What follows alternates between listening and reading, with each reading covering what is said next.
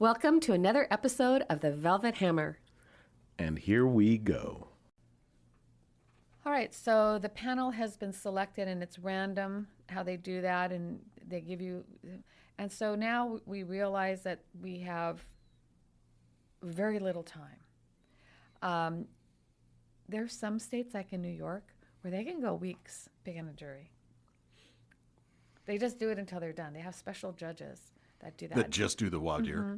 But in Seattle and Washington, the typical case, including like for a 2-month trial, a long trial, is the judge will say, okay, I'll give each side 2 rounds of 20 minutes apiece. So that's 40 minutes total.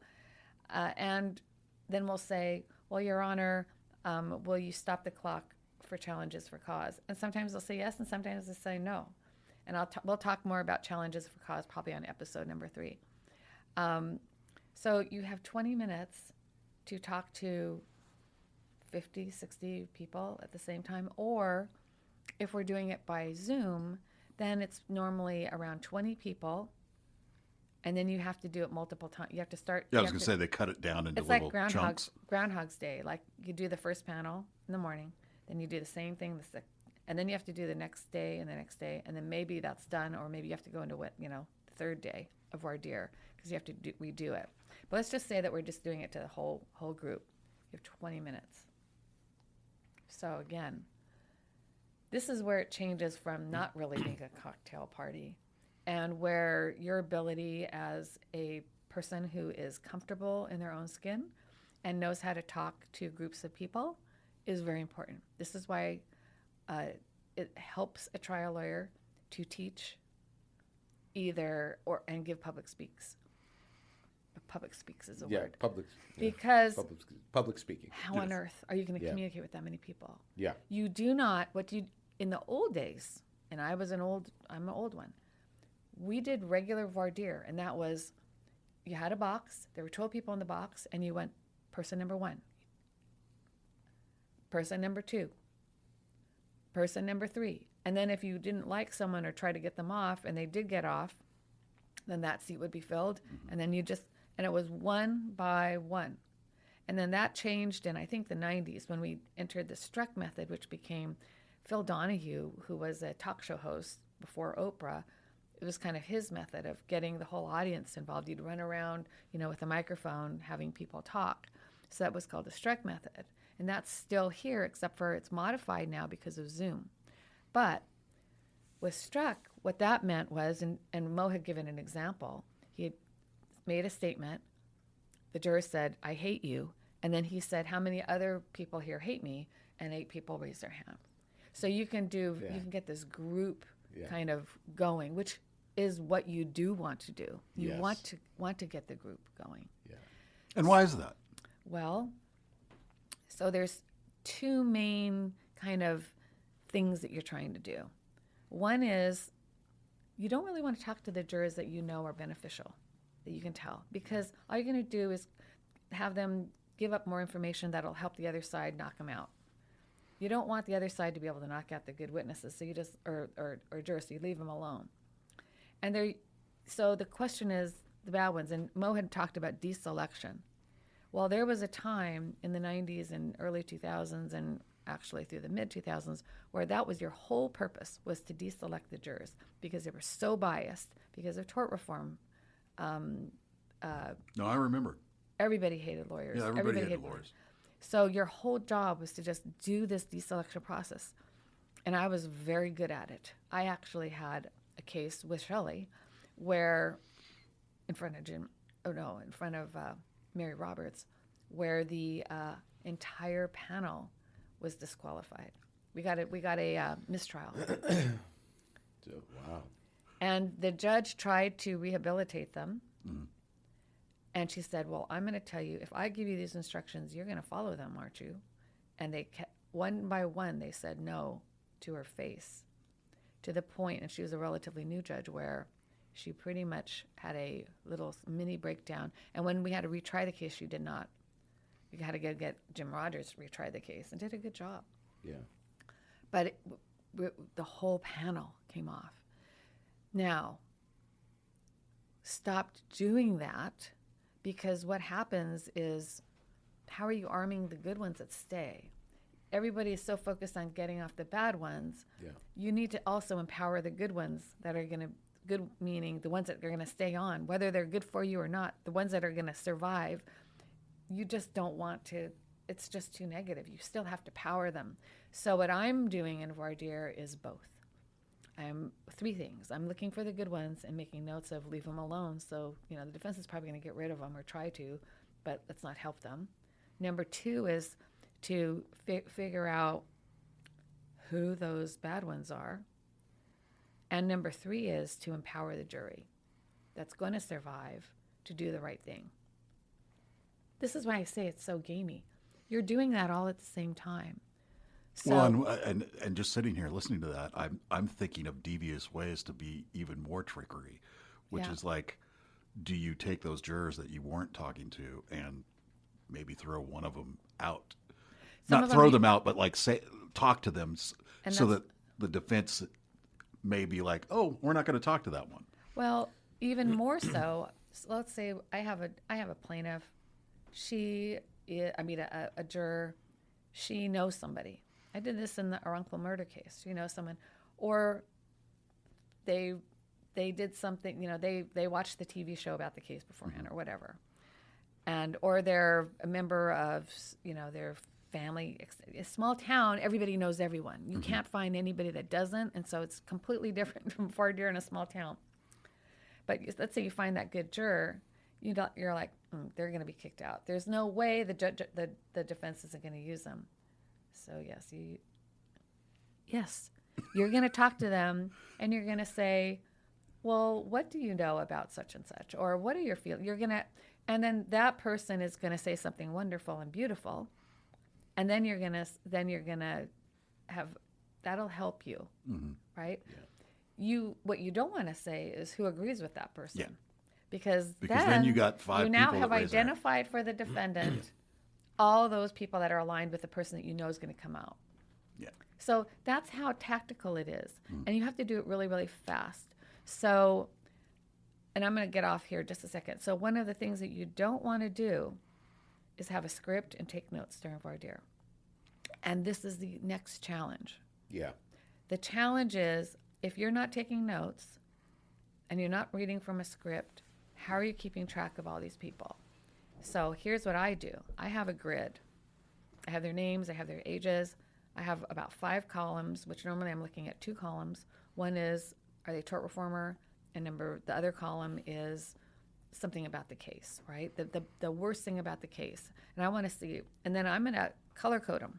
So when I sit down, if I didn't like somebody, I'm going to color code them. And if I really like someone, I'm not going to, I already know who they are, but I probably will color code them, and everyone else is in the middle. But I want to identify, all I really care about are the really, really bad ones, because I'm going to make sure later. So I do not use a jury consultant. I am that jury consultant. It's like your whole brain is full of this. And unless you are super organized and have a good memory, like I don't know how long I can do this, you need help. And so in the Ride the Ducks case, where there were, I don't know if there were 6 jury, I don't know how many, but the 4 defendants all had jury consultants. And Andrew and I had none. And what happened was, yes, he did consult with me. This is true. We were able to be so fast because they all had to caucus. And they had all these boards and stickers and all this big stuff that they were trying to fill out. And we were just like, boom, boom, boom, boom. You have to go super fast. I've tried out apps, not fast enough. I don't want messing around with an app on an iPad. I tried a bunch of different stuff. My old way, because of how my brain works, it works really fast, which you need to do to identify who is a problem, who is a real problem, because the defense is going to do just what I just did, right? They're going to pick the one that they know that's going to come off because they're so negative or biased, and they're going to ask them the question. I was going to say, they're going to try and poison the jury with that. They will. And they're not going to ask who else agrees with that. No, they're just going to put that out there so everybody's thinking about it. Yeah. While they were waiting for But the next I'm going to person come talk. back to that person, and I'm going to say, wow, you said this. And I'm going to say, who else? You're going to do it. Yeah. I'm going to do it. Yeah. So that's kind of like, the mix of this thing is really interesting. It's super psychological. You have to have a really good understanding of human psychology. You have to be quick to track. You have to be, if not ADD, you have to be able to see and feel that. And you have to make connection. And that is the key. Yeah. How do you make a connection when there's a group? And it's energy, it's eye contact. Let me just give you a couple examples, and then we're going to have Mo take over. So people that are not comfortable with eye contact in a crowd, who haven't taught like giant CLEs or are really comfortable with a lot of people, will not do this. They'll put their hands in their pockets or behind their back, all terrible things, or they'll hold onto their script, or they'll read it and go one by one. Versus someone that is really comfortable. The best, so there's people that will scan like a what's that called? Like a lawn sprinkler. They'll just keep going like this. Or they'll look at just a couple people, the lawyers, because they're, how do you do it? And it's just energy bouncing back. So what I'm doing when I'm talking to a big jury is I'm going boom, and then I'm going boom, and I'm landing on different people. And then they're the people that give back to me, then I know, like, I have a connection. That's connection. And you can start seeing like these little micro, like they're going to go like this, or they're going to lean forward, or they're going to smile a little bit. You start to, this stuff that you can't hear it. You have to observe it and feel it. And that is what a lot of jury consultants do, is they're more psychological. They can pick up on that stuff. Most lawyers are just really, really focused on being correct and winning a case. So they can't really do that. But it's superhuman connection. And you're building that connection, whether it's good or bad. Yeah. And you're not running away from it. And you're being non-judgmental. Because that's how you build a connection. It's just hi, I see you, and I respect you. And maybe we don't feel the same way, but that's okay. I respect you. Tell me, please share with me. We really want to know. We respect you. We're not going to judge you. Your opinion is your opinion, and it's worthy. That's what we're doing. Mo. I mean, I learned how to do voir dire through bartending. There, can't get any better than that. I mean, really, all I do is like, it's as if I'm back in New York, I'm behind a bar and getting people to talk to me and serving them. I'm being, it's a service-oriented task. And I like to really establish ground truth sometimes with juries. And I'm like, what I say to them sometimes, I say, look, this is actually a safe space. What we want to know is we want to know how you really feel, because both of us have a right to have a fair case, a fair assessment of the facts.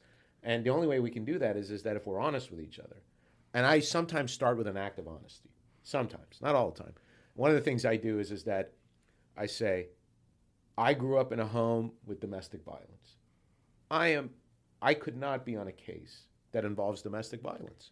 And it's that I just could not be totally impartial to both sides, because I've too much emotionally invested in the event. And so I share that with you. Can we pause? Yeah. Because this is like one of the most important things. Mm-hmm. So for people watching, like what Mo's saying right now is probably one of the most important things you can do in voir dire. And Oprah would say you have to give to get. Yeah.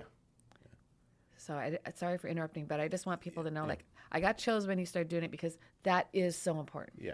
And so you share that, and you say, and I share that because I want to tell you that it's important that you're honest. And I lay that out. I say, is there anybody, you have a general sense of what this case is about? Because they're told generally what the case is about. They're not given specifics, that feel that they just can't be that fair. And I have never had, somebody not raise a hand. Can you tell us, like, you call it an act of honesty, but it's more than an act of honesty. An act of honesty is like, I'm wearing black socks today. Yeah. What is that? It's more. It's, yes, Mike. Mike just raised his hand, and let me just say. No, it's 5 minutes. Oh, Yeah. Well, but he did raise his hand, and the judge in my last status conference, Rory Lead, raised his hand, and she said, "We're not in kindergarten. You don't have to raise your hand." Oh, that's funny. I died. That's funny. Because I also will raise my hand sometimes, but when she said that, anyway, what is it? It's not just an act of honesty. How would you say it? Because that's the way I think about it. I just be like, being honest. It's being vulnerable. Oh, being vulnerable. Yeah, that's fair. It is more vulnerable than honest. Yeah. It is, because they could just think you just made that up. Yeah. And who knows? Maybe you did. I mean, some people say weird things. Yeah. I've heard people say weird things. Well, and I think you got to be a really good actor to do that. Who would want to make up that, right? No one. Yeah. That's why it's a personal vulnerability issue. It's literally giving a piece of, even though it's speak the truth, for me, it's speak from your heart. Yeah. Well, and it's like you're giving them an intimate moment of your personality. Yeah. And that kind of, it's like becoming a friend, sort of, a little bit. Yes. Yeah. So, but you can overdo it, Yes. and people can think it's gamey and manipulative. Yeah. So you do that. I do that because I'm being honest. And what ends up happening is that I immediately start a conversation about someone, usually steps up and says something very compelling about their past. But you're still not taking credit for what you're doing. You just keep calling it being honest. You're underestimating what you're doing, which is giving a piece of a past that was painful for you, and that made you have feelings of insecurity and angst, and has had lifelong implications for you. You shared that with total strangers. I did. So you're minimizing what you do, because I think, and the reason I'm pushing you on this is because A, it's so important, but B, it's also so rare that people really will do that. Yeah. It's rare because people think if you're vulnerable, you're weak. Yeah. Some people do. What I think about that is that most people will react with compassion, I think, and feel closer to you. And I also think that when you do stuff like that, people will feel more for what they're then thinking about in the case. The feedback I get, because my strategy in voir dire is to understand thinking styles. I want to know how people think. And the only way I know how people think is when they speak about themselves. Their process thinking styles. There are engineer-minded men and women who think garbage in, garbage out. You can tell that's how their logic conversationally goes. And there are people who are much more, I would say, like poetic. And they speak more in a poetic style. And so when you disclose something, and I'll adopt what you're saying, is that I gave a part of myself to them. You did. And I was being vulnerable. And I watch how Oprah says you got to give. You got to give to get. Yeah. So you do that, and then you start to see that, and then somebody gives back, and then you hear a compelling story, and then you thank them. I always say, thank you for sharing that. And then Wait, pause. Yeah. True stories, multiple times. And I'll just tell you one. So the defense lawyer is talking to a juror. And the juror says, I'm really uncomfortable about this case because my mother died from medical negligence. Yeah. And the lawyer says, okay, thank you, and goes to the next person. Yeah. Oh. Or doesn't just say said thank that you his and mother goes, died, and they just went, whoop, okay, thanks. Or again, these come right back when I'm thinking about it. Another guy says, my daughter was involved in a terrible car crash, and